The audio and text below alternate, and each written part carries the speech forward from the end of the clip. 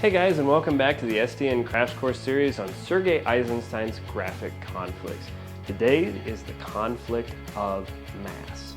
The conflict of mass is when you have one color, one lighting scheme, or a setting take up the majority of a frame, isolating your main character and juxtaposing the two in the same frame. Here are some examples of that.